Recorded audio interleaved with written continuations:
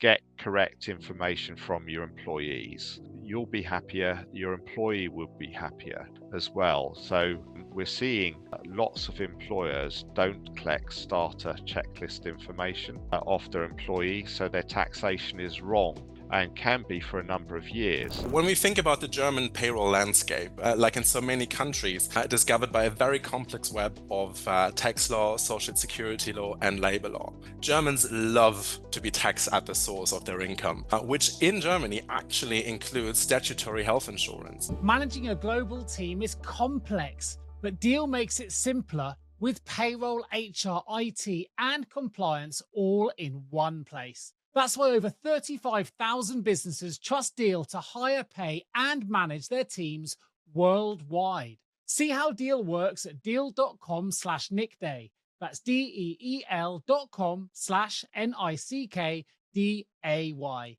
Deel, your forever people platform. Welcome back to the Payroll Podcast. I'm Nick Day, founder of JGA Recruitment Group and your host for today's very special episode of the Payroll Podcast. Now, if you're a regular listener, you'll know that this is where we explore the strategic, the complex, and the truly global facets of payroll. But today we're doing something a little bit different because recently payroll professionals, payroll leaders from across 24 countries came together for a monumental 24-hour event. We called the event Global PayFest 2025. And yes, you heard it right, 24 hours, 24 countries, and 24 payroll experts. And for one full rotation of the earth, payroll never slept. From the shores of Sydney to the heart of Sao Paulo, from Tokyo to Toronto, we tackled payroll legislation, we explored payroll compliance conundrums, we dissected digital innovations, and yes, we even learned how bonuses are taxed in Brazil. Global PayFest 25 brought together leading payroll voices from the world of payroll who joined us to share real-time insights, local depth, and a truly global payroll perspective. If you did miss this event, if you missed a session, or maybe you just want to have a chance to relive some of the highlights, then this episode is the right one for you. You're in exactly the right place. Because this episode today, we're going to be featuring the best bits from Global PayFest 2025, the moments that really sparked the most debate, the insights that challenged assumptions, and the expert commentary that's helping to shape the future of payroll as we know it. So grab yourself a coffee or maybe even two, settle in, and let's dive into the global pulse of payroll, because this is the Payroll Podcast, and we're bringing to you Global PayFest 2025. Let's get started. Get correct information from your employees. You'll be happier, your employee will be happier as well. So we're seeing lots of employers don't collect starter checklist information of their employees, so their taxation is wrong and can be for a number of years. Now, everybody that employs has to do what they call right to work checks. You have to make sure you're allowed to work in the UK, or you could face significant penalties, £20,000 for a legal worker. So you have to do right to work checks. They have to provide identification, passports, birth certificates, whatever. You do that check as well from being as an agency, I guess, supplying Sure. a candidate to an employer, although they're going to be working for the employer who will do their own right to work checks. We will also do our own right to work checks as well, because I guess we're just as liable. Well, that's right. And these days, especially with another factor which I throw in is the change to the tax advice market that comes into play in April 26. There's a requirement to do what they call AML, or anti-money laundering due diligence. You can't say that's exactly the same as right to work checks, but there's an element of we actually have to verify that people are real, because I'm sure there's still cases of ghost employees, ghost employments that occur. It's an element of stop the criminals, verify as much as possible. And what is the deadline for issuing T4s and summary reports? Yeah, the T4, our annual form that tells me how much money I made and how much income tax I paid to the government, that is due to be submitted by February, I was going to say February 28th, but technically in a leap year, it's the last day of February.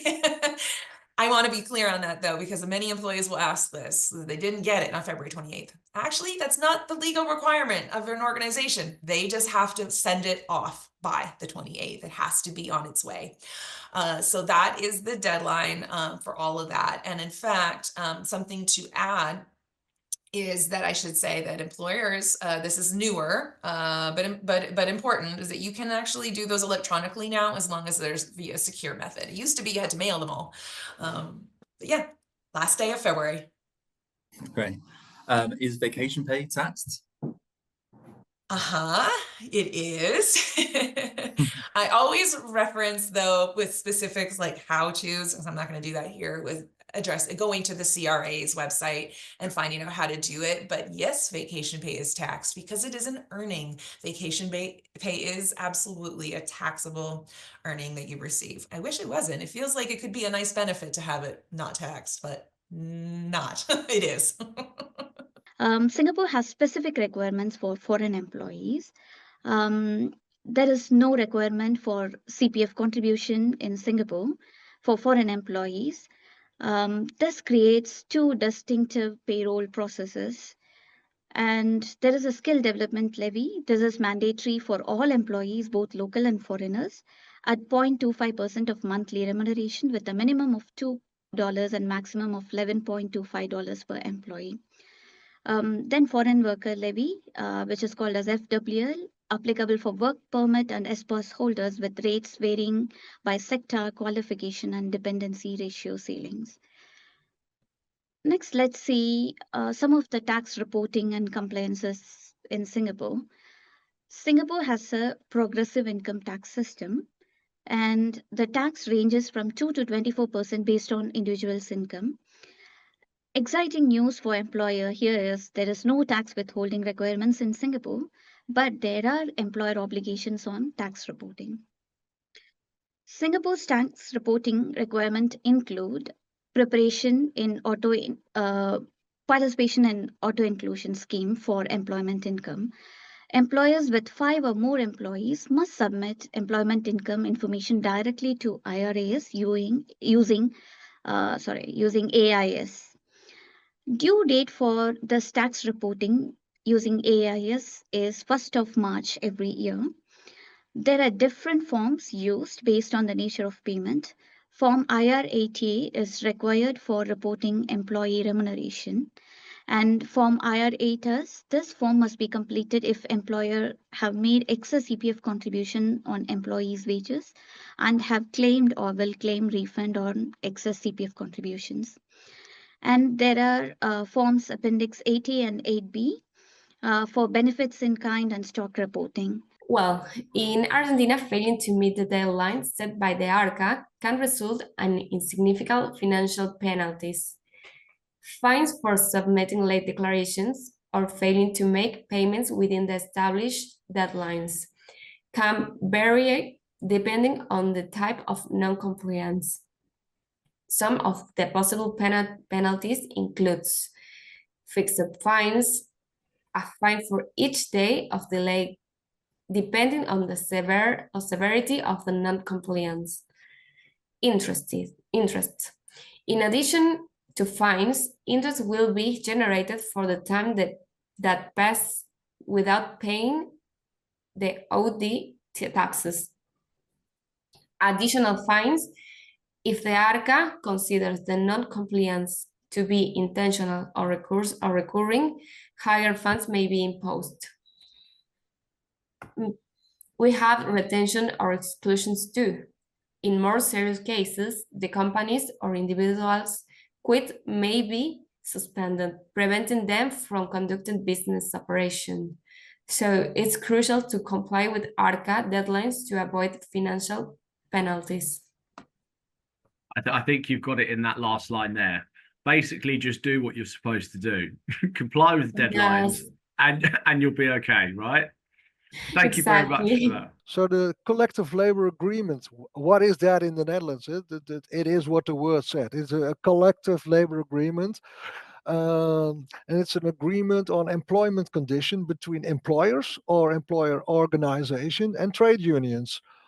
And the government can say, okay, this one is applicable for the entire sector, even if you're not part of the negotiations between the trade union and the employers, it's still applicable for you as an employer.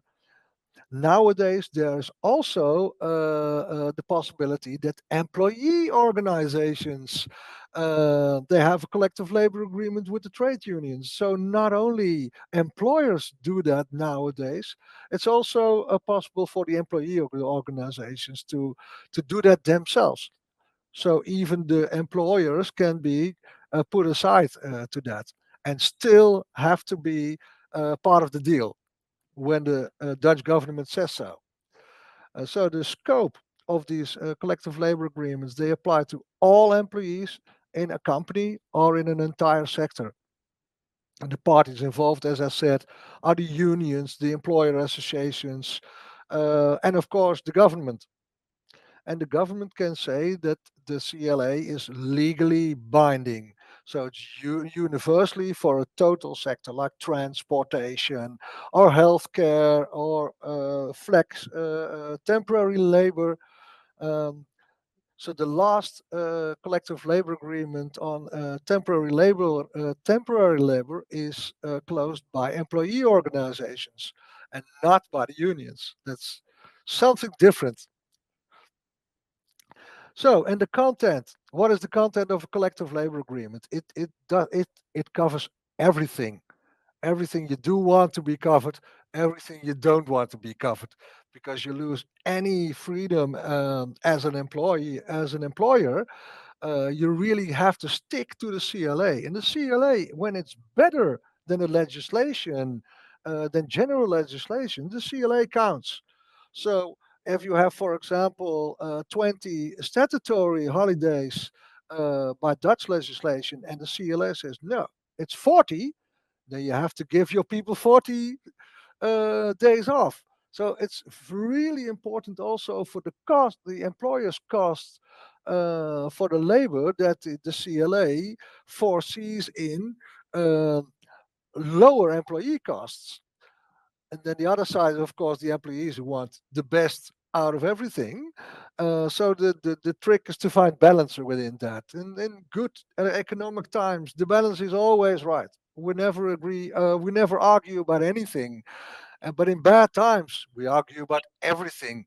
So collective labor agreements can end after 3 years, and new negotiations can take 2 more years to be finalized. So sometimes there is something like we call it like an interbellum between two collective labor agreements, when all things are just temporary and can be calculated afterwards with retroactive force. Something that was introduced more recently as well, your statutory sick pay. So introduced in 2023, and there was an expectation of this gradually expanding to 10 days by 2026. It's currently at 5 days, and there was an expectation to increase it to 7 days in 2025. However, this is actually now on hold. So it is a matter of keeping an eye on the news and on the revenue site to see when these changes will be put in place. Now, when we do actually compare Ireland's provisions, they are relatively modest to, say, our neighbours, our EU neighbours like Poland or Hungary, unfortunately. So then we'll move on to parents' leave expansion. So family-friendly policies, they're continually being developed within Ireland. We're now up to 7 weeks per parent. It is paid by the state through the Department of Social Protection, and employers must manage, it's really important to manage the leave requests and maintain accurate records for those. Another an interesting topic, and always a topic at payroll conventions and gatherings, is gender pay gap reporting. Now, this relatively new requirement continues to evolve. Organisations must have report on their gender pay disparities. Plans have to be developed to address any of the gaps that are identified. And public scrutiny then of results really is increasing. Now, again, a recent update from this is that the Minister for Children, Disability and Equality, Norma Foley, actually announced in March that the new gender pay gap reporting portal will open in autumn 2025.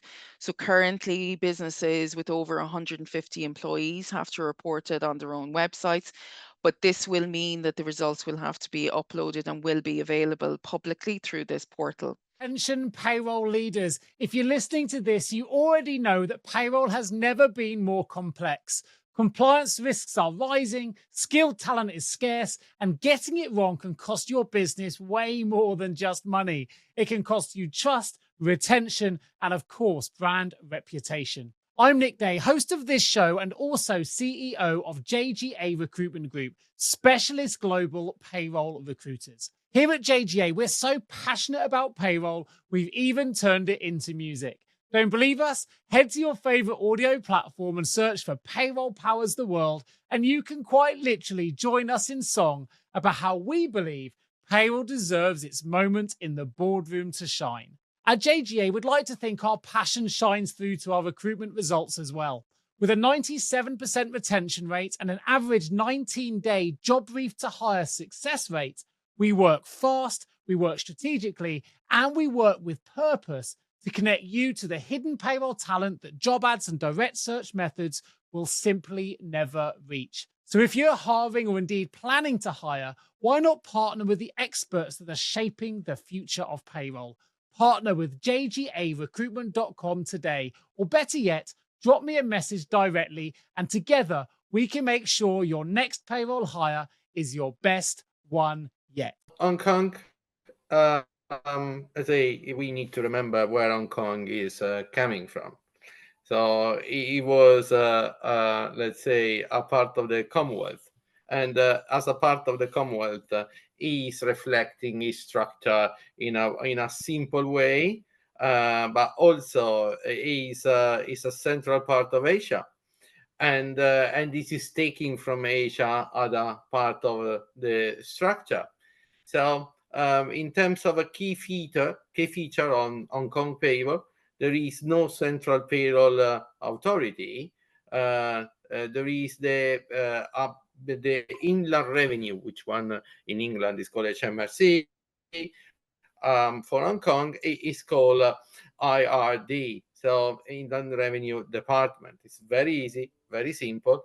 And so Inland Revenue Department is, let's say, regulating and evolving right now in terms of, let's say, obligation and control for what is regarding the taxation of businesses, and in this particular case, the taxation for payroll and for employment contract. So it's very schematic. Let's say I would say that is reflecting a little bit the old-fashioned way of our in England, because I'm based in England, HMRC. So with forms, very schematic forms. There are IR 56E for new hire, IR 56F for terminations. They need to be signed. We can talk also how HMRC lately is evolving, or IRD in this case, evolving from the classic standard communication to the telematic, let's say, way to liaise with the government and with the authorities. So it can be completely outsourced to a payroll provider that can send the onboarding and outboarding information and determination. So to the IRD, or mixed mode, or leave to the companies which want to run the payroll internally as a on their end, without any let's say telematic communication on this case. With regards to the also, it's very easy as a, let's say, taxation. As we say, there are 5 thresholds 2, 6, 10, 14, and 17% of the this is the rate of the maximum can be tax the revenue from the payroll. And on this case, the good news and the simplicity of the Hong Kong payroll is that they are not impacting into the payslip. So basically, the employees of company, they are having and they're being paid the gross salary if, let's say, assessed to taxation in Hong Kong. And on that case, they will pay only the taxation during the year and let's say annual tax declaration once been provided by the employer on this case with the I-56A and B that can be sent in mixed mode or automatically from the payroll provider, or if they are made directly by every company, but can be sent directly to the companies. So all this kind of taxation, all this taxation, we follow up from the annual declaration. The tax period is also reflected in UK from the 1st of April every year to the 31st of March of the following year. So I'm happy to compare it, and actually is in way much simple. Let's dive into what makes French payroll complex and fascinating, and how international employers and companies can navigate it successfully. So first of all, the French payroll landscape. France is a highly, highly, to say the least, regulated country in terms of payrolls, and it is mostly based on several pillars. So the first of them is the labor code. So it sets standards, laws, but also employer obligations. So it's a basis for our companies and employers need to comply to how French payroll needs to work. Then you have the social organizations, and in France we have a lot of them. And when I say a lot, I mean a lot. And those social organizations are for employers, but also employees. And we contribute to them on the payslip, through the payslips. And those social organizations go to different funds, from the Social Security, URSSAF, but also retirement schemes, but also healthcare, life and disability, unemployment body, for example, for leavers, when they get their compensation with their paperwork, etc. After that, we have a key component, which is the collective bargaining agreement that we called in France Convention collective nationale. So basically, it is related to the activity of the company. Each collective bargaining agreement is determined by this activity. And these CBAs details a lot of practices about sicknesses, absences, classifications, minimum for salaries, etc. So it's a lot out there. Also the working hours and how overtime works, for example. We also have a very important issue, which is the what is required in a payslips. It is strictly regulated and detailed in the payslips because some of you may know that, but French authorities and organizations can be very harsh in terms of penalties when you fail to comply. So it's very important to meet a certain threshold of obligations to meet in the payslips. We also had the digitalized payslips that the French governing bodies have encouraged a lot in the past few years to just to help employers get that in a more practical way instead of just the paper, which in some cases it would be lost. Sometimes it was just about the when you have issues with the posts, etc. So it is a more practical way to get and to provide pay slips to employees that they can go to more easily. After that, we have the top challenges in the French payroll. So the first one, because France is widely considered as one of the highest country in terms of social contribution load, you have a lot of contribution for employers and employee, but the biggest load and charges are assumed by the companies, and it can be very significant. So this is one of the top challenge. We also have a lot of contributions for different schemes. So social security, just like I said earlier, social security, healthcare, pension scheme, and you also have the training organizations. So all in all, we have a lot of contributions and social organization that we contribute to, and it also complexifies the pay slip, but also the way we declare the social contributions. Another challenge that we have in the French payroll is the collective bargaining agreements, but also the way we classify it.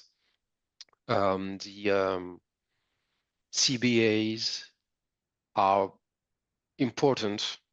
We have a lot of them. We can count it by the hundreds of them.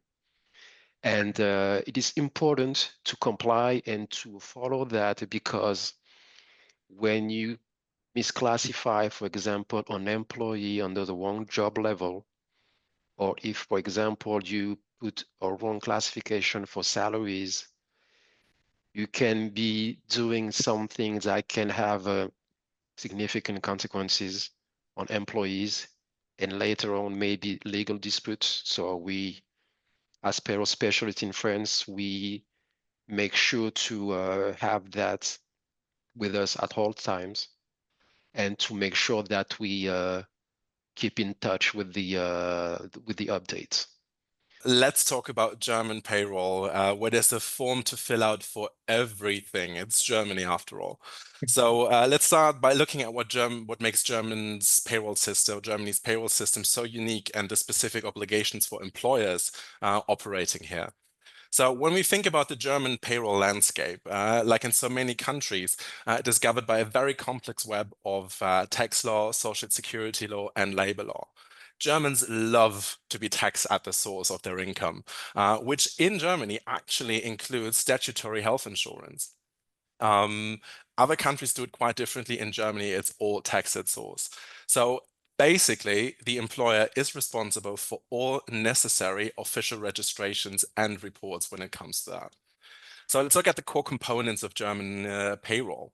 So first of all, the income tax, or Lohnsteuer, as we call it, it's withheld monthly based on the individual employee tax class, of which we have 1 to 6, the Steuerklasse. And it is submitted to the famous German Finanzamt, the official tax office.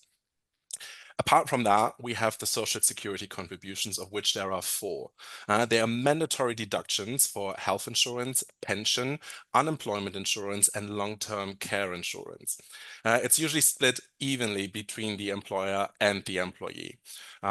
Which, fun fact, actually, all of those different contributions, they make up to 252 different combinations of contributions, for which you have to have a certain group key to identify the individual situation of the employee and report them to officials, which is quite a lot.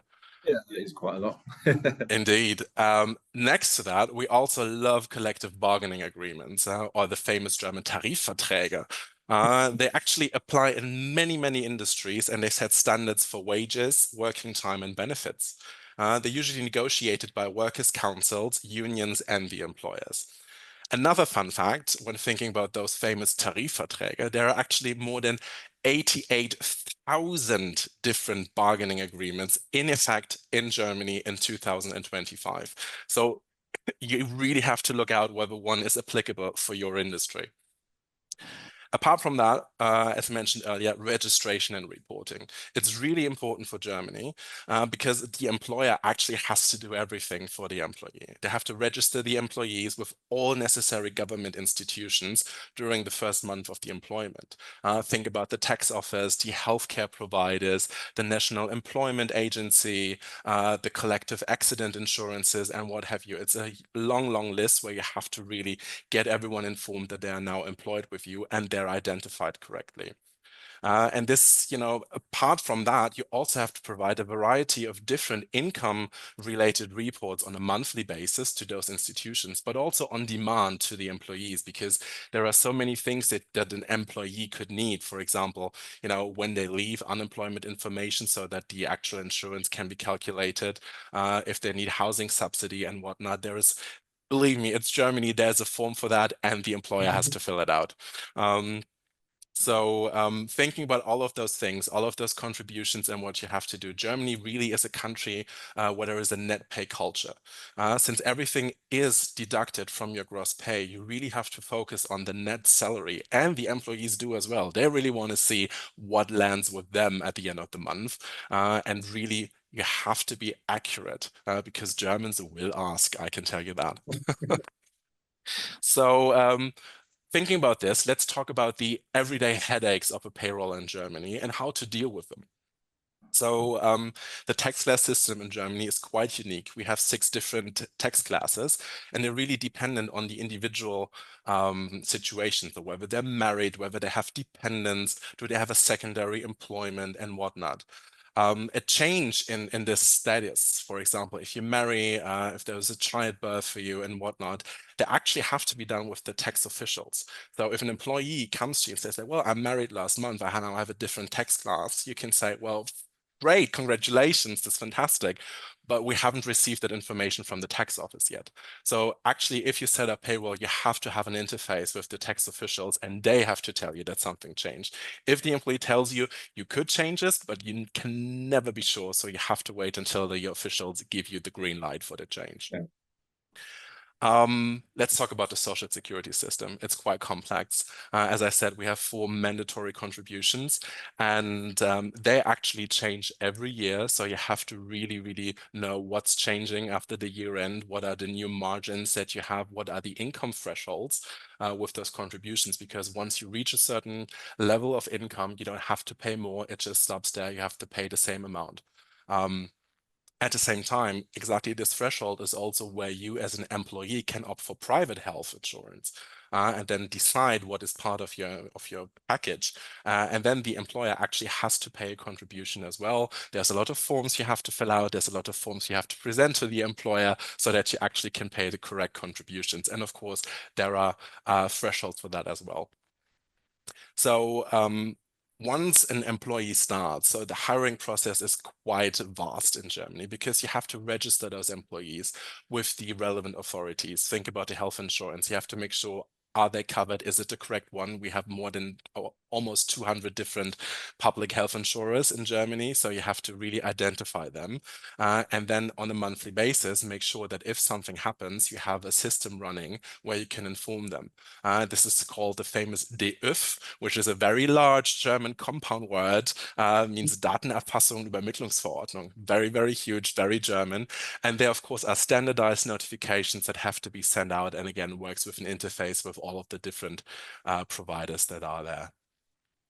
So as I said earlier, there are actually 252 different combinations of those 4 mandatory social contributions that we have. And you really have to look at the employee, their personal situation, their employment. Is it like a short-term employment?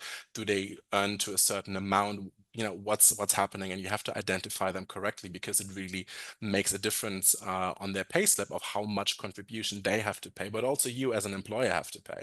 So it could happen that you take the wrong decision, and then at the year end, you actually realize, oh, this was incorrect, and then you have paid way too much of those contributions, and getting them back is always a hassle. So you really have to make sure that you know which one is correct for which employee. That was going to be one of my questions. So if somebody comes to you and says, in the month, I got married a month ago, and they didn't let their employer know, what then happens there? How do their tax change? So usually the employee, when they get married, they have to go to their local tax office branch and tell them, well, we're married, and they have to decide what kind of tax class they want to choose. And once they've done that, the tax office, we have this Elster database in Germany where all of this information is updated, and then the tax office has the power to write. So we basically only have the power to read this database, and then they update this with the individual tax ID of every single natural person in Germany. And then it's being interfaced to the payroll software, and then you just get a notification, hey, something changed here for this employee. And it can also be backdated. So that's also possible that they then say, yes, okay, we're putting it in there. It takes 2 weeks to process, and it's being backdated in the next payroll. Okay, never knew that. All right, so let's continue and talk about holiday and sick pay compliance. That's also a huge thing for Germans, because holiday, you have 20 days of vacation each year legally, which is based on a 5-day work week. But actually, most employers give you 25 to 30 days. So they give you 5 to 10 days on top. That's very common. It really depends on the industry where you're working, or whether there's a collective bargaining agreement in place that actually says how many days of vacation you should get per year. When it gets interesting in Germany, that's with sick pay. So when you're out sick, up until 6 consecutive weeks, you still receive salary from your employer. You as the employer, you of course have to, be in contact with the health insurance that this is going on. And only after those 6 consecutive weeks per illness, might I add, then the health insurance takes over and pays the employee. To get all of those things together, you actually have a sick certificate process in Germany, where we as the employers have to actually recover an electronic sick certificate by an interface with the health insurance to validate the periods of sickness that the employees give us. So basically, when you have an HRIS system, the employee says, I'm sick for this time, and then we have to go into that interface and say, is this correct? Is this the correct amount? And just imagine there are so many employees who think, oh, I only have a 4-day work week, so I go Monday to Thursday. Friday I'm off anyway, so I'm not sick on Friday. But yes, you are sick on Friday, and this actually factors into those 6 consecutive weeks. So there's a lot of manual work, and it's a very complex situation Germany has put itself into with those sick certificates to get everything running. And we then, as payrollers, we of course have to make sure that everything is being set up correctly, especially when time and attendance is not mandatory yet in all industries in Germany. There is going to be change with that. Most people in Europe know this, but it's not mandatory yet in all industries. So it makes it very difficult to validate those sick periods. And it actually makes it very common that you have under or overpayments when you come to those 6-week thresholds, because if it's now exactly in the cutoff period of a month that the 6 weeks are actually reached, then what do? You don't pay them and then have an extra cycle afterwards? Do you pay them and have to ask the money back? Or it's quite common at the moment. It's not the best situation, but the good thing is the Germans know this, they're used to it by now, so there is understanding for it, but it could be better. Another fun thing about German payroll is our lovely thresholds for income. We have something which is called a mini job and a midi job. A mini job means that if you earn up to 556 euros a month, you're actually only subject to flat rate contributions, which are being paid by the employer. So if you do it correctly as an employee, you can get 556 euros gross as net every month. There are some ways to opt in and opt out, but that's actually a great deal. And when you pay, when you earn, more than 556 euros up until 2,000 euros, you actually have a progressive social contribution rate, which makes it even more attractive for certain employers to be in this area of earnings every month for low income, for seasonal work, because there are so little social contributions. It's interesting for employees as for employers. But of course, there's one thing that makes every payroller's heart skip. It's one-time payments in Germany. It's actually quite a thing. So every time you have a one-time payment in Germany, it's actually taxed very, very difficultly. So you have to have a very difficult tax calculation and social contribution calculation for one-time payments. They have increased taxation, they add to the overall social contribution margins, and they're not very transparent towards employees. And I can tell you it's a really big pain for them. And it's the highest explanation cost I have in my department for employees not understanding why is there so much tax I have to pay for this one-time payment.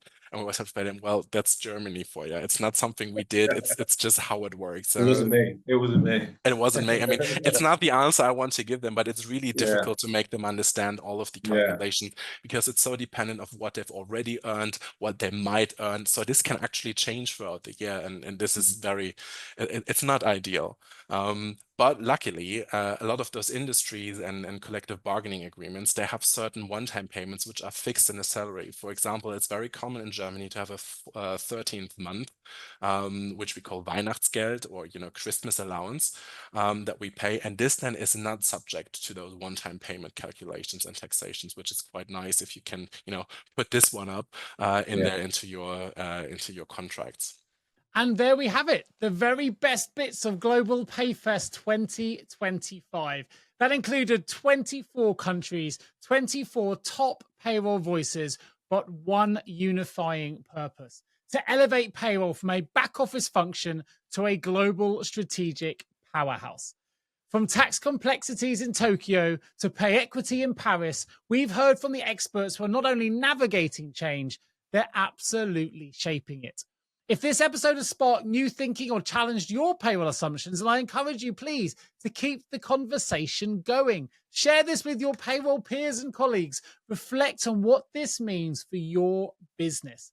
And if you're hungry for more insights like these, well, then you're in the right place. Please do remember to subscribe to the Payroll Podcast, to review it if you get a moment, rate it for sure. And if you can, most importantly, share this episode, share this show with all of your colleagues and friends. It's your support that enables us to keep delivering the best payroll content, the content that truly moves the needle, that really does matter. A huge thank you, of course, to every single one of you who's tuned in to either PayFest Live or indeed to this episode of the Payroll Podcast. And of course, to all of our partners at JJ Recruitment that help make events like this possible. Remember, payroll never sleeps and neither does progress. So until next time, I've been your host. My name is Nick Day. I'm the CEO at JJ Recruitment Group, and of course, the host of this wonderful show, the Payroll Podcast. Stay curious, stay compliant, and above all, stay passionate about payroll. Global teams are more connected today than ever, but managing payroll, HR, and IT can still feel fragmented. But Deel simplifies global work with one platform that keeps everything running smoothly. No compliance guesswork, no third-party payroll, just seamless operations backed by 24/7 expert support. That's why over 35,000 companies trust Deel to handle their global workforce. Visit deel.com/nickday to see how Deel can help. That's DEEL.com/NICKDAY. Deel, your forever people platform.